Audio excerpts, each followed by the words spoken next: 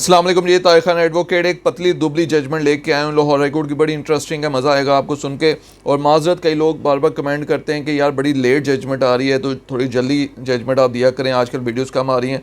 अच्छा, 2024 Lahore high court 4966 page है, 6/11/2024 का फैसला है। डिवीजन बेंच का है, जस्टिस मोहम्मद तारिक नदीम साहब और जस्टिस फ़ारूक हैदर साहब का। आप अक्सर आपने देखा होगा कि जो प्रोक्लेम्ड ऑफेंडर है, इश्तिहारी कर दिया जाए, ठीक है, ट्रायल कोर्ट से, उसके ख़िलाफ़ हम क्या करते हैं, प्री रेस्ट बेल जाके करा लेते हैं। प्री रेस्ट बेल करा के उसके बाद जो है वहाँ से कंफर्म करा के फिर आके ट्रायल में पेश होना शुरू करते हैं। ये तरीकाकार था। ये जो जजमेंट है इसमें क्या है कि आप उसी कोर्ट में एप्लीकेशन दें। क्या सूरत हाल हुई इसमें, जो है वो 9C की जो ट्रायल चल रहा था, ठीक है, उसमें जो है वो बंदा एक दिन गैर हाज़िर हुआ, हालांकि पेश हो रहा था, वो एक दिन गैर हाज़िर हुआ, जैसा ने प्रोक्लेम्ड ऑफेंडर उसे डिक्लेयर कर दिया।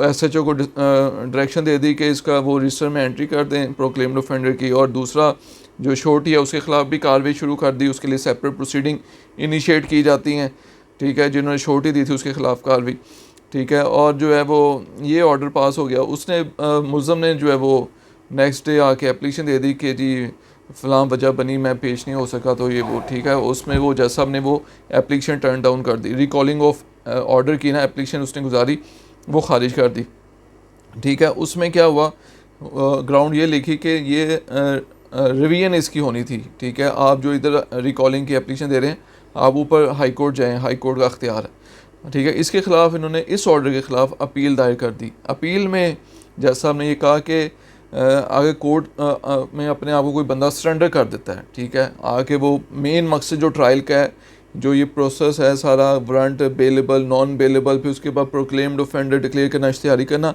ये जो प्रोसेस किस लिए है, बंदे को कोर्ट में पेश किया जाए, वो पेश हो और अपना ट्रायल फेस करे, उसकी अपीयरेंस के लिए सारा ये प्रोसेस है। जब वो खुद से आके सरेंडर कर रहा है अपने आप को और कह रहा है कि ये वजह बनी है, अब वहाँ पे दो कंडीशन थी, कोर्ट क्या कर सकते थे, ये जैसा आप लिख रहे हैं ऑर्डर में कि जी या तो वो उसको अगर प्लॉसिबल रीज़न ही थी, सफिशिएंट कॉज नहीं था, उसने रिकॉलिंग ऑफ एप्लीकेशन की एप्लीकेशन दी है, ठीक है, रिकॉलिंग ऑफ ऑर्डर की, ठीक है, अगर सफिशिएंट कॉज नहीं था तो उसको कस्टडी में ले लेते, ठीक है, उसको अरेस्ट कर लेते।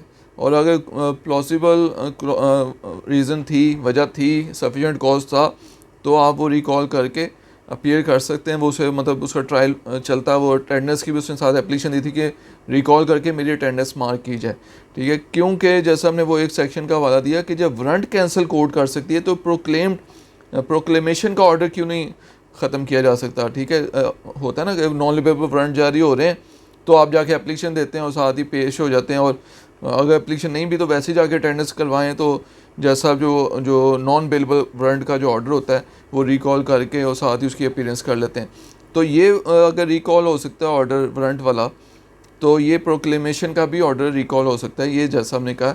और उसमें जो है वो नीचे ही ये उनके रिमांड कर दिया गया, अपील मंजूर हो गई, और जो है क्रिमिनल अपील थी मंजूर हो गई। नीचे उनको कहा गया कि जी ट्रायल कोर्ट को कि आप strictly in accordance with law जो है डिसाइड करें, एप्लीकेशन आपके पास पेंडिंग है, अगर वो अपीयर होता है, अपने आप को सरेंडर करता है, तो in accordance with law decide की जाए एप्लीकेशन। और जो अगर नहीं वो अपीयर होता, अपने आप को सरेंडर नहीं करता, तो फिर वही ऑर्डर जो पहले से हुआ है वही प्रोसीड करेगा।